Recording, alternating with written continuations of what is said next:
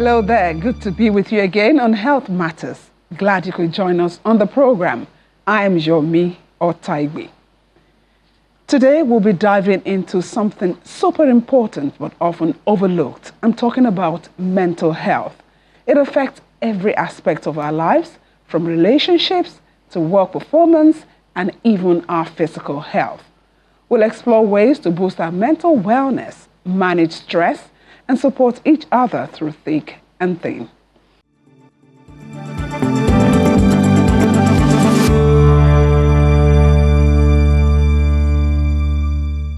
Thanks for staying with us. Our minds are like the control centers of our bodies, and just like any machine, they need little tender loving care to function properly.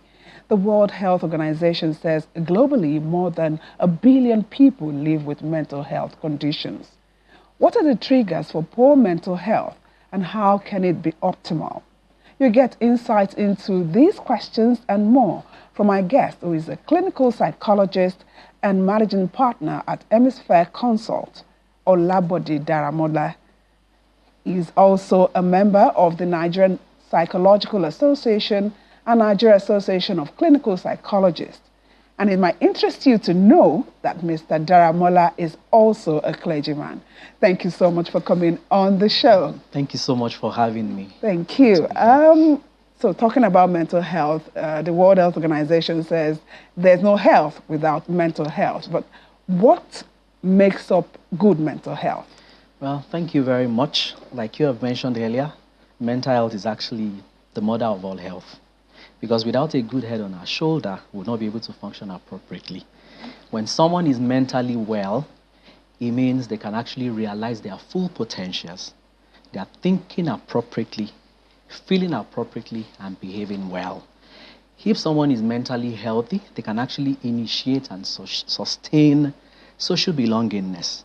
They can relate well with people, and they're actually even functioning well. They are meaningful to themselves and to their society, without constituting any challenges to the society. And then, of course, if somebody is unwell, you get to notice. But it's unfortunate that, the world that we are in now, the lines between illness and wellness is getting thinner by the day. And even when we see these things, people get to ignore. But we just have to pay attention to ourselves. You look at people, there are 3 things we refer to. You take a look, you listen, and then you link people to access to wellness. You take a look, you listen, and then you link people to help. To help. Yes. Okay. Now, what are some of those triggers too that can, cause an imbalance when it comes to mental health? Oh, thank you so very much. We have the biological challenges where you have, since you mentioned imbalance, the imbalance in neurotransmitters. These are brain chemicals, can actually cause mental health issues. For example, depression, which is quite common. Depression has been like a basket category for almost everyone. For people who come into the clinic without even any form of assessment, they will tell you, I think I am depressed. So for depression, there's imbalance in neurotransmitters. These are brain chemicals, acetylcholine, dopamine, and norepinephrine. They help mood regulations. And when they are in balance, an individual will definitely have a challenge. But having said that, for mental illness to take place, there's an interplay between nature and nurture, which is heredity and then the environment. So there are lots of, we can call it biopsychosocial factors that can predispose an individual to mental illness. I have mentioned the imbalance in neurotransmitters, but what about social issues? Issues like rape, rough sleeping, even financial insecurity, unemployment, underemployment. We have a lot to talk about. There's a lot of challenges to go around for everyone. So these things can actually predispose people to mental illness, if you ask me. Okay. So psychological issues, then the biological issues, nature and nurture, as you said. Heredity and environment. Heredity and environment. So nature and nurture. So tell me, what will make, so let's assume that we have 2 people. Yes. What will make, and 2 people exposed to the same kind of conditions, Why would one come down with a mental health condition and the other won't? The others will not. Thank you so very much. There are certain things that are in the individual that can actually make them function better in an environment. For example, I've seen two people go through the same condition, raised by same parents in the same environment, and yet there are challenges. The others could be heredity. For example, for mental health issues, irritability rate is there. For example, when you mention depression or even psychosis, the fact that somebody, maybe a family member, has been there before, or there's something under the waters for a family member, it could make it happen to another person. So irritability can be up to 50%. And another thing is the support that people have. We may be going through the same thing, but what are the social support that are available to us? Our friends, our family members, what group do we belong to? Our social groups can actually help. And then sometimes we may not want to cast away the issues about religion. Belonging to a group, worship, praise, music, and things like that have actually helped to stabilize mental health, according to researches. So two people can be going through the same thing, but whatever it is that they are exposed to, and then the way they internalize and interpret the situations, because we all interpret situations differently. We do. I can remember when COVID came and we're all locked down. There are people who felt, I just have to go out there. Nobody can keep me down. And there are those who felt, well, if staying at home will keep me alive at this time, then I can go ahead and we'll just see it out. So two people can go through the same things, the way they interpret it and internalize it, and even how they then go for help can actually help people to be better. And then when people go through situations, it's better to know that there are people who have been there before. You are not the only one who have been through the same. And so if you are open enough, then you will want to seek help.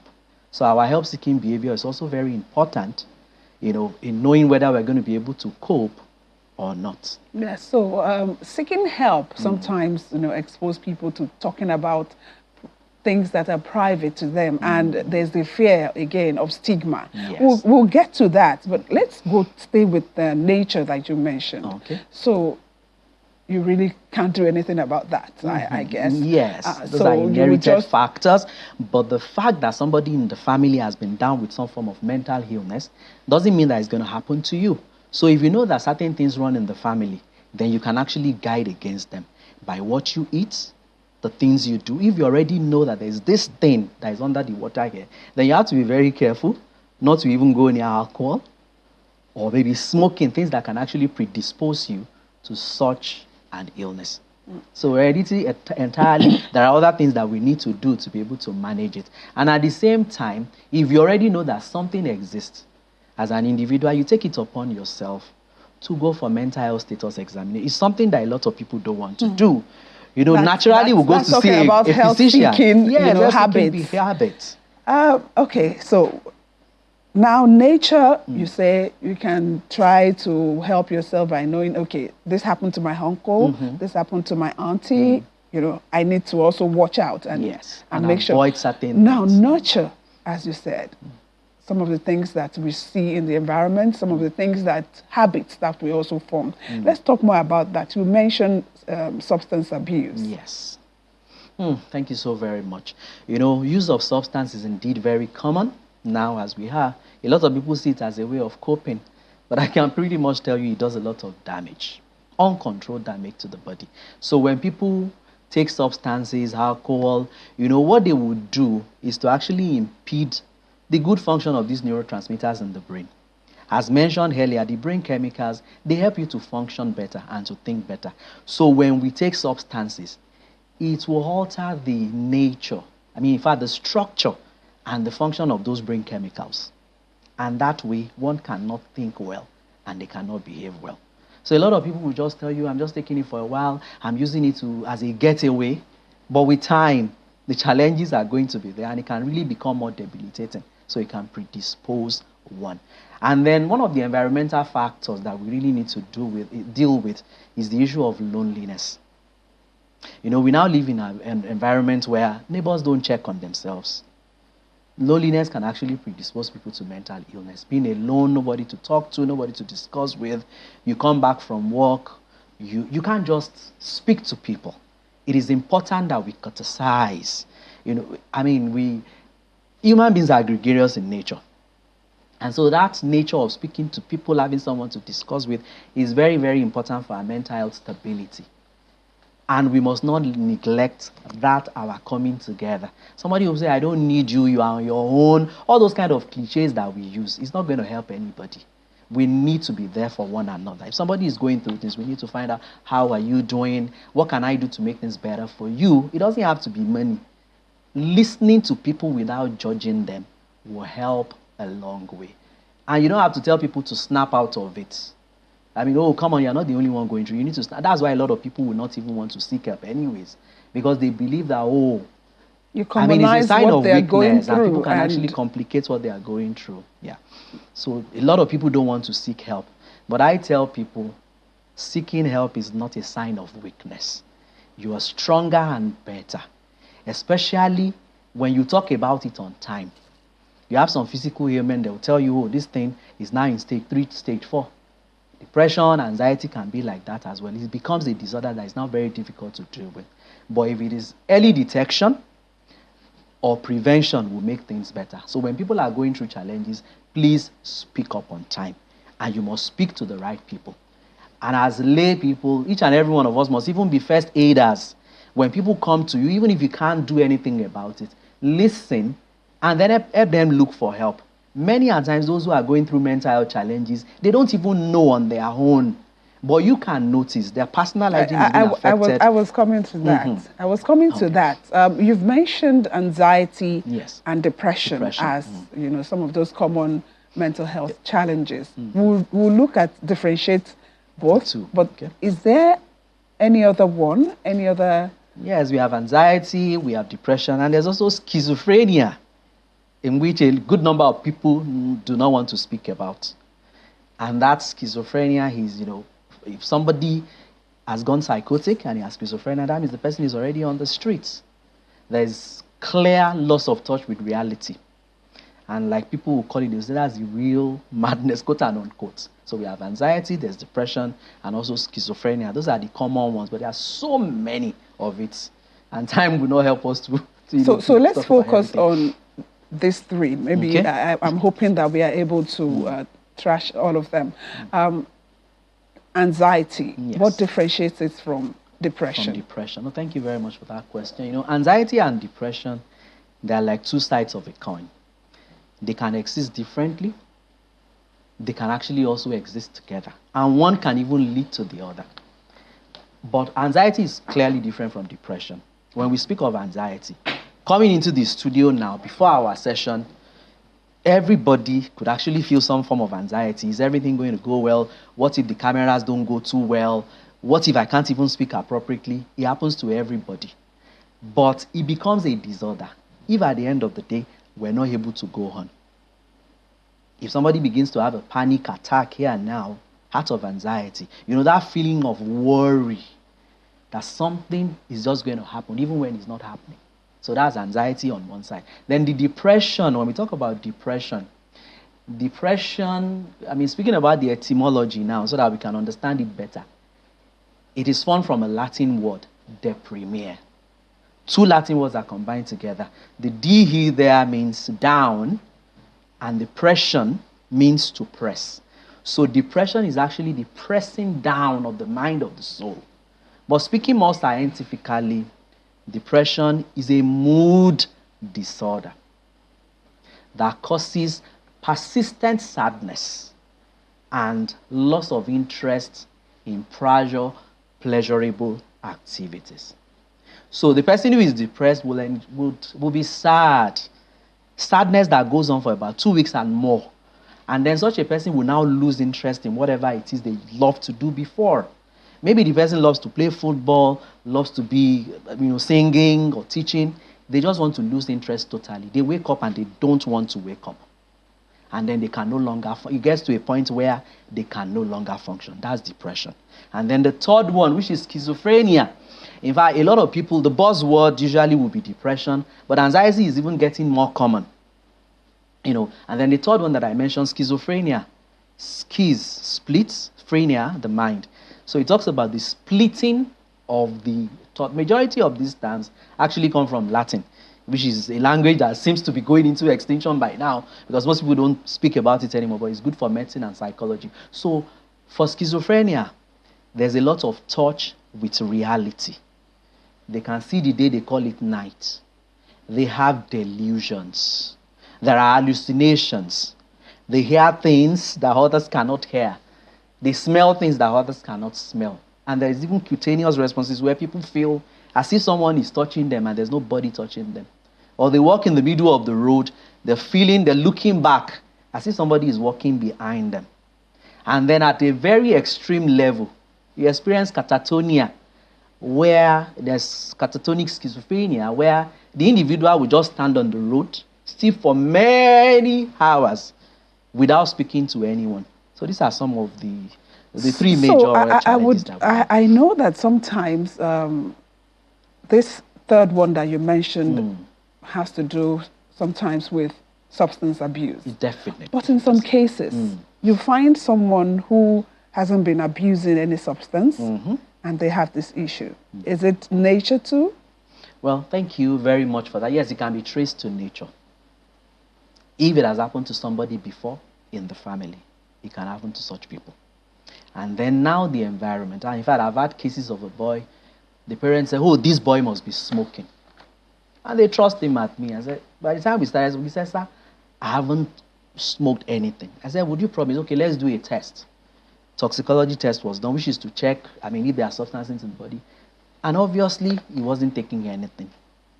There are certain illnesses that could start at age 15, mental illnesses, because the developmental stages in life are very important. So 15, the boy was like 16 at that time when he started. And then we now have to start tracing the family history. Is there somebody in the family that has had something like this? And then many a times it may not, it could be traced to other factors as well. Adverse childhood experiences. How did people grow up? Trauma. What environment? And then another physical cause could even be head injury. When babies are born, people throw up babies thinking that they are playing with them. They could do a damage. So we ask questions.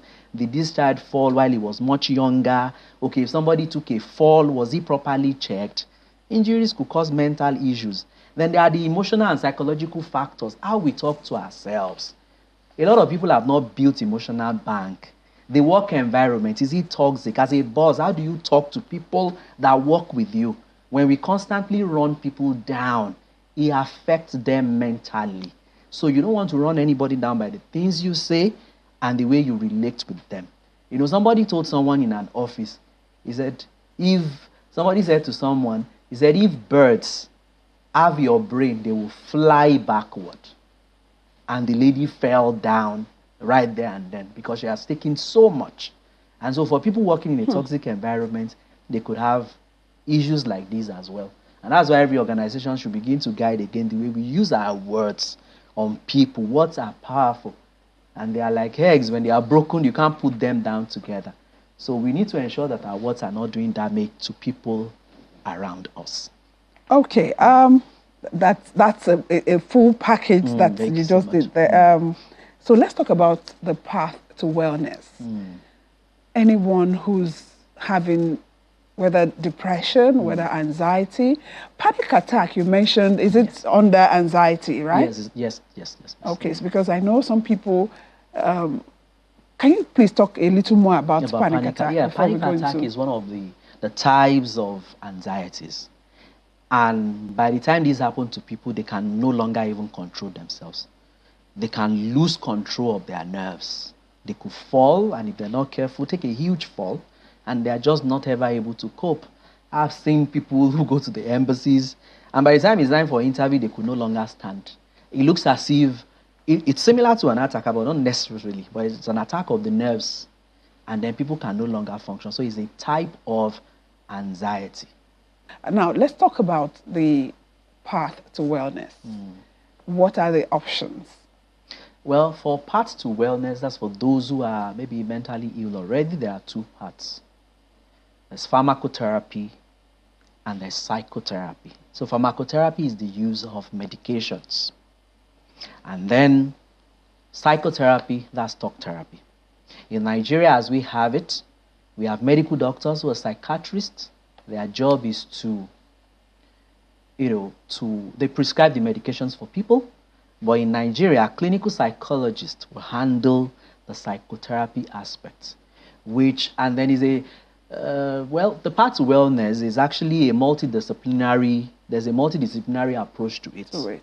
Because if somebody comes in, proper assessments must be done. Will this person be needing medications or a psychotherapy they will need? But the two can act as adjunct. If there's anybody that needs medication, as a psychiatrist is taking care of the person, the psychotherapy aspect of it, and there are different types, is also taking place. And to everybody who is listening, when mental health challenges can actually it's treatable, a good number of them. But once it's happening, you need to speak out and start talking to people. I mentioned stigma earlier. And it plays a huge role, because someone would say, oh, you want to go and see a psychologist or you want to go and see a psychiatrist, that means something is wrong with you upstairs. So how do we also tell our people to be more humane to people who are going through this? Thank you so very much. Stigma is something that we need to really continue to address. It could occur at the level of the individual. So there's individualized stigma, and then there's institutionalized stigma. For individualized stigma, we need to deal with it personally with the person by asking, do you really want to get help, or you want to remain in this situation? So if you don't stigmatize, I can remember back in school, even you studying psychology alone, people will point at you and say, I think there's something wrong with you. So there have been times that we don't even want to come out and say, this is what we do, so that people do not look at us like, okay, they behave like the things they go through is what students in schools go through, even practitioners. There are doctors who will tell you, if it's psychiatry, I don't want to do. The stigmas are there. But at the individual level, if you need help, please get it. Okay. And for everyone who is listening, if people can say, oh, I'm going for a physical test, I want to check if I have malaria or even cancer, why should we stigmatize people? It could happen to anybody. Mental illness is not respecter of anybody. It can happen to the rich, the poor, and then for most people, don't think that maybe it's because of your sin, because people say, oh, we don't know what he has done now that is causing. Things do happen. We need to allow people to just take care of themselves. And if people are open enough to tell you their challenges, please support them in every way we can. People need support. And there's something I need to mention, especially for Nigerians. We need to take enough rest. It's very, very important. It's a part because to stress wellness. Is also something that can it's huge. Affect mental health. Our mental stress, burnout. Not sleeping well. I told somebody recently, I said, people will tell you the reward for more work, for hard work is more work. But I say the reward for hard work is rest. When you have worked very hard, you need to take some time out to relax. And that way you can reboot, like a system that is rebooting. You come back fresh. And I want to encourage all organizations in Nigeria, allow people to take some time out, even at work. Create a place at work where people can take a rest. Power nap, 10 minutes, 20 minutes sleep at work. It can be of great benefit, and you're so refreshed, especially for Lagos. People go out very early in the morning, as early as 3 a.m., 4 a.m., people are awake. How do you expect them to work better at work? If they get into the office, create a place where people can actually take some time out. Heaven wouldn't fall. Mm-hmm. And so when they do that, they can come back to work refreshed. If you know what a power nap can do for you. A good number of us in Lagos were owing sleep debt, and we need to pay it. Mm-hmm. It doesn't help our mental health. Especially for when you look at the younger ones. We wake them up very early. They need to sleep for almost 9 hours. Phone addiction. Yes, oh my goodness, that's another I don't want us to go into that. I know it's something that, but as you've said, we all need to look into our mental health, because without mental health, there's no health. Thank you so much for being with us on the program. My guest has been a clinical psychologist and managing partner at Hemisphere Consult, Mr. Olabode Daramola. Thank you so much for your time. Thank you so much for having me. Thank you. And that's it on Health Matters today. Thank you so much for watching. I am Yomi Otaiwe.